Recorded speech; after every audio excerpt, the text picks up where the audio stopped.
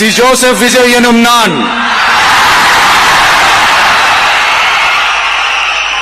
தமிழ்நாட்டு அரசின் முதலமைச்சர் என்ற முறையில் எனது கவனத்திற்குள்ளாவதும் தெரிய வருவதுமான எந்த பொருளையும் முதலமைச்சரின் கடமைகளை உரியவாறு நிறைவேற்ற தேவையான அளவுக்கன்றி ஒருவரிடமோ பலரிடமோ நேர்முகமாகவோ